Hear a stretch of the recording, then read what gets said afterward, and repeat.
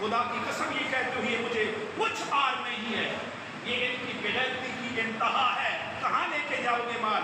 نمرود بچ گیا، شداد بچ گیا، فرعون بچ گیا، یزید نے امام حسین کو مارنے کے لیے، اپنی حکومت کو طویل دور دینے کے لیے امام حسین کو شہید کیا تھا۔ 3 سال تک وہ پوری نہیں کر سکا، 3 سال حکومت بھی گئی، جان بھی گئی۔ آج قبر پہ کتے پیشاب کر رہے ہیں، میرے حسین کا نام کل بھی زندہ تھا، آج بھی زندہ ہے، قیامت کو بھی زندہ رہے گا۔ حسین آج بھی زندہ ہے، حسین کل بھی زندہ ہے۔ مسلمانوں، اللہ ظلم کو نہیں برداشت کرتا۔ دعا ہے اللہ امت مسلمہ کو قربانی اور غیرت ایمانی عطا فرمائے۔ آمین اونچی کہو۔ امت مسلمہ کو قوت ایمانی اور غیرت ایمانی عطا فرمائے۔ یاد رکھ، تیرا بھی رب وہی ہے، میرا بھی رب وہی ہے، جس نے نمرود کو مارا، جس نے شداد کو مارا، جس نے فرعون کو مارا۔ ہمارا رب وہی ہے جس نے ابراہیم کو آگ میں بچایا ہے، موسیٰ کو دریا کی لہروں سے بچایا ہے۔ میرا رب وہ ہے، تیرا رب وہ ہے جس نے یونس کو مچھلی کے پیٹ سے بچایا ہے۔ اپنا عقیدہ بنا لے، کسی کے مال سے کوئی برکت نہیں پڑتی، میرا رب چاہے تو تھوڑے میں بھی برکت ڈال دیتا ہے۔ صرف وہ تیرے دل کے بھیدوں کو جاننا چاہتا ہے، تیرے دل سے اٹھنے والی آوازوں کو سننا چاہتا ہے، تیری زبان حرکت میں آئے۔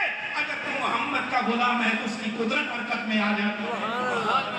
بات یہ ہے کہ اندر حلال ہو تو صحیح، رشوت کا پیسہ نہ ہو، 2 نمبری کا پیسہ نہ ہو، کسی کا حق نہ ہو۔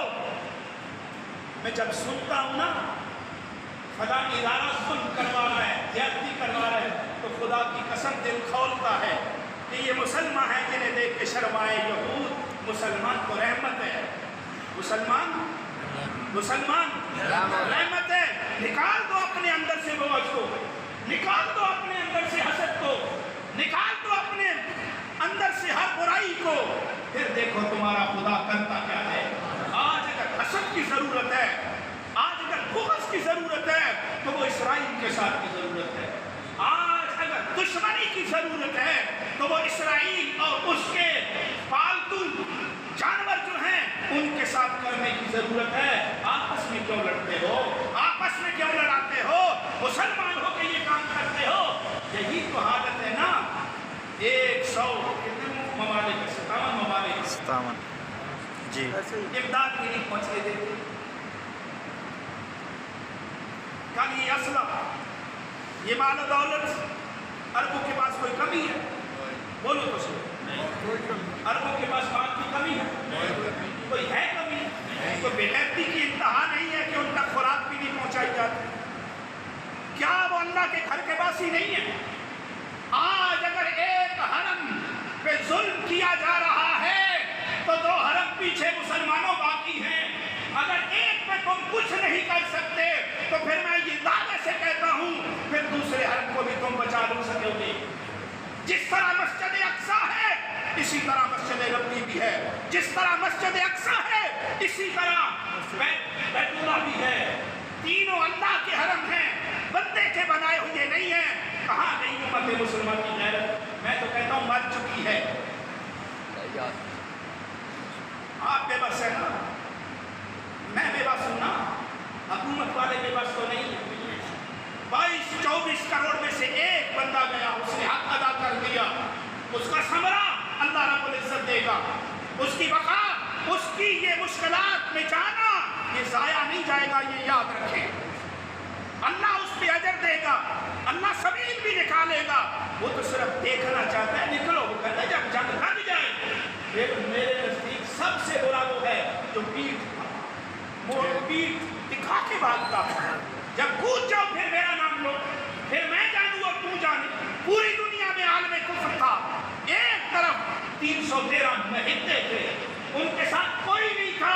اگر طاقت تھی تو خدا کی تھی، اللہ کی عزت کی قسم، اس وقت کائنات کی جان محمد رسول اللہ بھی یہ بات کہتے ہیں، مولا یہ مٹھی بھر اگر آج ختم ہو گئے تا قیامت تیرا نام لینے والا کوئی نہیں ہوگا۔ یہ رسول اللہ کی بات ہے، اے اللہ آج اگر یہ نہ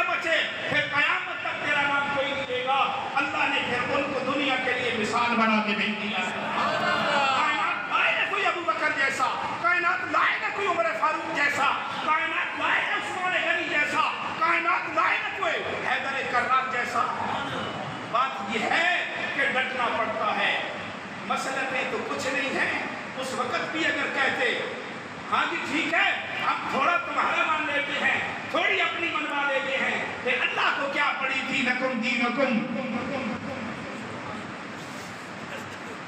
دینکم ولی دین اللہ کو کہنے کی کیا یہ ضرورت تھی اللہ کہتا ہے نہیں جب بات دشمن کی آ جائے پھر ڈٹ جاؤ پھر میں جانوں اور تم جانو وَأَوْحَيْنَا إِلَىٰ أُمِّ مُوسَىٰ أَنْ أَرْضِعِيهِ اور ہم نے موسیٰ کی ماں کی طرف وحی کی کہ تم اس کو دودھ پلاؤ فَإِذَا خِفْتِ عَلَيْهِ فَأَلْقِيهِ فِي الْيَمِّ جب تجھے ڈر لگ جائے پھر تم اس کو سمندر میں پھینک دو اللہ کیا ہے جب اس کے بارے میں تجھے ڈر ہو یعنی موسیٰ کے بارے میں تجھے ڈر ہو تو پھر تم اس کو سمندر میں پھینک دو وَلَا تَخَافِي وَلَا تَحْزَنِي اس کے بارے میں تم نے ڈرنا نہیں ہے اور اس تم نے غم نہیں کرنا اِنَّا رَادُّوهُ إِلَيْكِ ہم اس کو تیری طرف لوٹا دیں گے ہم اس کو تیری طرف لوٹا دیں گے ماں کے دل میں قدرتی طور پر بچے کی محبت ہوتی ہے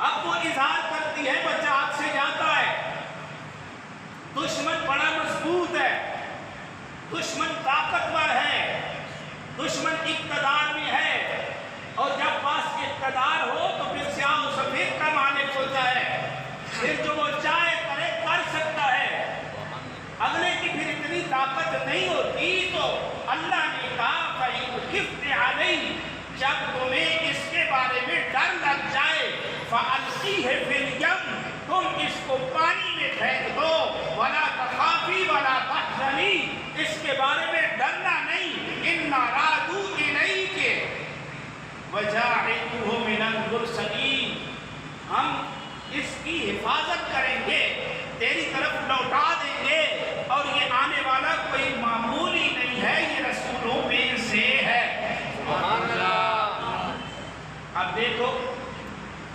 موسیٰ علیہ السلام اپنی ماں کی وجہ سے کہاں سے کہاں پہنچ گئے ہاتھ تو ماں کا ہے نا بڑے شریر میں رہتے ہو بڑے بڑے اولیاء کے پیچھے ان کی ماں کا ہاتھ ہے یہ تو واقعات آپ علماء سے سنتے رہتے ہیں آپ کو یہ ضرورت بھی نہیں بیان کرنے کی تو اس وقت رسول کریم صلی اللہ علیہ وسلم نے جب یہ فرمایا کہ جس نے اپنی 3 بیٹیوں کو حق ادا کیا اور اس پہ صبر کیا جو اللہ نے دیا اس پہ صبر کیا اور جب قیامت کا دن ہوگا تو وہ اس طرح میرے ساتھ ہوگا سبحان اللہ وہ اس طرح میرے ساتھ ہوگا اب ان لوگوں کا آپ سوچو نا کہ جو اس کو حقارت کی نگاہ سے دیکھتے ہیں اس کو ذلت کی نگاہ سے دیکھتے ہیں اس کو نحوست سمجھتے ہیں اور اس کو باپ اپنے ہاتھوں سے زندہ نابود کرتا ہے کتنا بڑا ظلم ہے کتنا بڑا انسانیت کا قتل ہے اور اس قتل کی اس گندی قبیلی رسم کو رسول کریم صلی اللہ علیہ وسلم نے ختم فرمایا ہے آج بھی اس کی کچھ نہ کچھ بو ہمارے اندر ہوتی ہے تو یاد رکھو یہ تو وہ ذات ہے جس کی وجہ سے معاشرے کی بنیاد ہے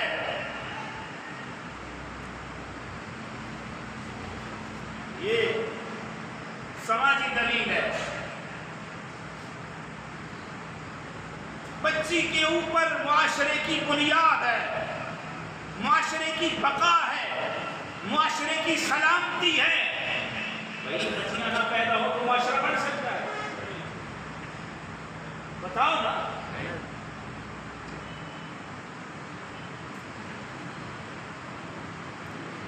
معاشرہ پھل پھول سکتا ہے اس کی آبیاری ہو سکتی ہے نہیں تو ان کے دماغوں کا خود اندازہ لگا لیں کہ انسان جب خدا کو چھوڑتا ہے یا جب انسان نبوت سے دور ہوتا ہے تو وہ کتنا ظالم بن جاتا ہے. اس کا دماغ حقیقت کو قبول نہیں کرتا. جس وقت انسان نبوت سے دور ہوتا ہے جو پھر نبوت کے قریب ہوتا ہے تو پھر وہ اللہ کے قریب ہوتا ہے. یہ بات یاد رکھیں. جس کے اوپر معاشرے کی بنیاد ہے آپ پوری شریعت کو کھنگال ماریں. بچے کے پیدا ہونے کے اوپر جنت کی کوئی خوشخبری نہیں ہے. نعمت ضرور کہا ہے اللہ نے. رسول اللہ کہیں یا اللہ کہے بات ایک ہے. بچہ پیدا ہو جائے جنت کی بشارت ہے؟ نہیں. بولے نہیں. بچہ پیدا ہو جائے جنت کی بشارت ہے؟ نہیں ہے. بچی پیدا ہو گئی میرے نبی نے کہا اگر تو نے صبر کیا ہے اگر تو نے صبر کیا ہے اس سے مراد یہ ہے کہ جتنی تیری مالی پوزیشن ہے اپنی اس مالی پوزیشن کے اوپر تو نے اپنی بچی کو کھلایا پلایا اس کا حق ادا کیا. وہ جوان ہو گئی تو نے اس کا نکاح کر دیا. میرے نبی نے فرمایا قیامت کا جب دن ہوگا نا پھر اس طرح میرے ساتھ. قیامت کا دن کتنا سخت دن ہے. 50,000 لمبا سالہ دن. ہمیں تو اس کی فکر نہیں رہی. یہ فکر ہماری طرف سے بے نیاز کرتی ہے. آپ کو آپ کا قصور نہیں ہے. یہ فکر جو ہے دین کی رب کی توحید کی آخرت کی رسول اللہ کی محبت کی اور آپ کی اتباع کی فکر آج منبر سے لوگوں کو بے نیاز کرتی ہے. اور یہ ظلم عظیم ہے. دین کا منشا کچھ اور ہے اور اس کو کچھ اور کر کے پیش کیا جاتا ہے. سامعین محترم رب ذوالجلال نے کہا کہ یہ بچی جب گھر میں پیدا ہو گئی تو یہ جنت ہے. سبحان اللہ. یہ رب کی رحمت ہے. رحمت للعالمین تو رسول اللہ ہے نا. او آدم سے شروع ہوئی ہے قیامت تک آپ کی رحمت جھلک ہر طرف نظر آتی ہے. یہ جہاں جب ختم ہو جائے گا اگلے جہاں میں چلے جائیں گے. قبر ہے تو قبر میں بھی رسول اللہ کی رحمت ہے. بتائیں نا ایک لمحہ رکھ کے مسلک اپنا تیرا مجھے اس سے کوئی سروکار نہیں ہے. کوئی کس مسلک کے ساتھ ہے میں ایک لمحہ رک کے بات کرتا ہوں. بتاؤ تیرے 3 سوالوں میں کس کے نام پر تیری بقا بنتی ہے؟ کس کے نام پہ تیری سلامتی بنتی ہے؟ کس کے نام پہ تجھے کامیابی بنتی ہے؟ جب تجھ سے اللہ کی قاصد یہ سوال کرتے ہیں ما كنت تقول في حق هذا الرجل اگر تیری زبان سے یہ چند کلمے نکل جاتے ہیں وہ رسول اللہ وہ اللہ کے رسول ہے تیری کامیابی ہے. تیری کامیابی ہے. یہاں پہ بھی کامیابی ہے. اگلا جہان شروع ہو جاتا ہے جہاں پہ نفسا نفسی کا عالم ہے. کوئی کسی کا بنتا نہیں ہے. اور یہاں تک 1,24,000 پیغمبر کے سامنے بھی انسان مارا پھر کے جائے گا لیکن ان سے بھی جواب یہی ملے گا الہ غیر کسی اور کے پاس چلے جاؤ ہم تمہارا کچھ نہیں کر سکتے. یہ رسول اللہ کا فرمان ہے. یہ حکایت روایت نہیں ہے. یہ اللہ کے نبی کی بات ہے اور یہ متفق علیہ تمام مسالک کے بارے میں ہے. یہ رسول اللہ سے پہلے 1,24,000 انبیاء کے پاس امتیں اکٹھی ہوتے جائیں گی. ہم مشکل میں ہیں ہم مصیبت میں ہیں. میں کئی مرتبہ عرض کر چکا ہوں یہاں تک کہ جن کے اوپر جنت بھی اتھینٹک ہو چکی ہے وہ بھی اس بات کی طرف میں ہوں گے اللہ جو فیصلہ کرنا چاہتا ہے کر دے. اس مصیبت سے ہمیں نکال دے. اس وقت تیری بات سننے والے سن کے آگے پہنچانے والے پہنچا کے بعد منوانے والے اعلان ادھر سے ہوگا محبوبہ تو بات کر میں تیری بات کو سنوں، تو بات سنا، میں تیری بات کو عملی جامع پہناؤں، میں یوں کہوں تو بات ختم ہو جائے گی، تو شفاعت کر، میں شفاعت کو قبول وہ بات کر، میں تیری بات کو قبول کروں۔ قبر میں بھی تیری بگڑی بنی تو اللہ کے نبی کے نام کی وجہ سے بنی، محشر کے میدان میں جس نے تیری بات سنی، سن کے اس کو پورا کروایا، وہ بھی رسول اللہ کی بات ہے، صرف تیری نہیں۔ آدم علیہ السلام سے لے کر کے قیامت تک والوں کے لیے تبھی تو میرے رب نے یہ اعلان کیا نا، وَمَا أَرْسَلْنَاكَ إِلَّا رَحْمَةً لِلْعَالَمِينَ۔ ہم نے اپنے محبوب کو تمام جہانوں کے لیے رحمت بنا کے بھیجا ہے۔ یہ رحمت ہی ہے نا، مارے مارے پھر رہے ہوں گے، کوئی یہاں تک، کوئی یہاں تک، کوئی یہاں تک، پسینے میں شرابور ہوگا، کوئی سننے والا نہیں ہوگا، کوئی بات منوانے والا نہیں ہوگا، تو تیری بات یہاں پہ مانی جائے گی، سنی جائے گی، قبول کی جائے گی، پوری کی جائے گی، وہ رسول اللہ کی وجہ سے۔ سبحان اللہ۔ پھر سرات آ جاتا ہے، وہ بھی ایک نیا جہان ہے، قبر ایک نیا جہان ہے، حشر کا میدان اتنا بڑا ہے کہ 50,000 سالہ لمبا دن، لیکن رسول اللہ کی وجہ سے تیرے اعزاز بھی چمک جائیں گے، اصل کی 4 رکعتوں کے برابر بھی ہو جائے گا۔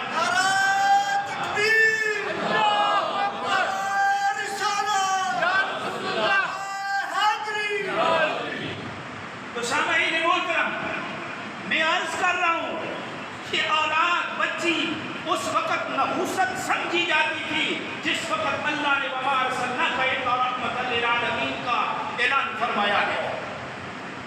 اس کی ایک صورت آج جو ہے نظر آتی ہے، میں کئی دفعہ بات بیان بھی کرتا ہوں، بعض اس میں طنز بھی سمجھتے ہیں، لیکن حقیقت یہ ہے کہ میں نے تو نہیں دیکھا، کبھی بھائی نے بھی بہن کو حصہ چھوڑ دیا، بہن سے ہیلے بہانے سے، میں نے تیرے جہیز میں، میں نے تیری شادی میں اتنا خرچ کیا تھا۔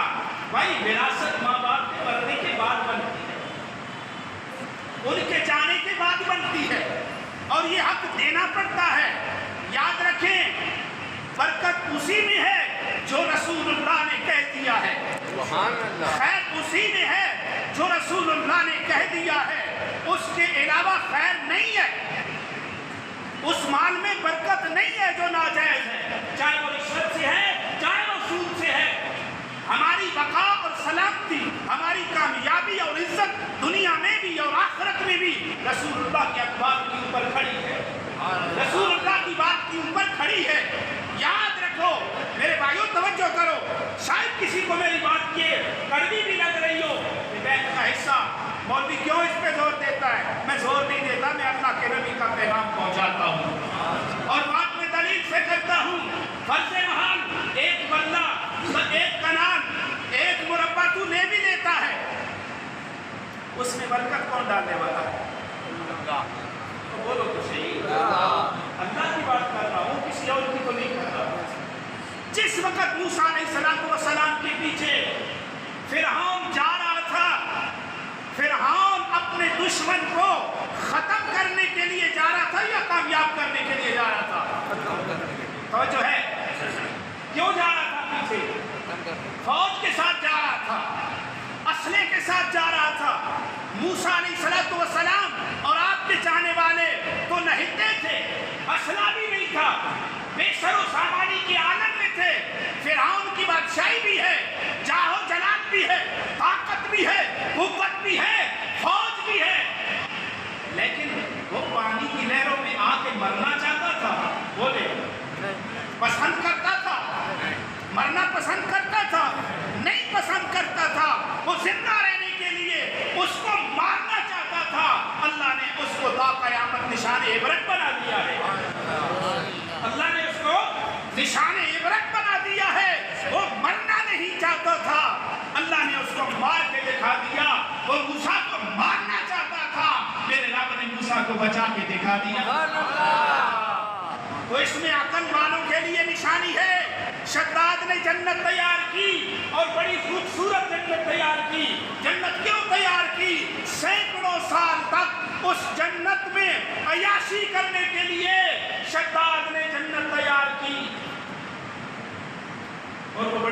खूबसूरत थी।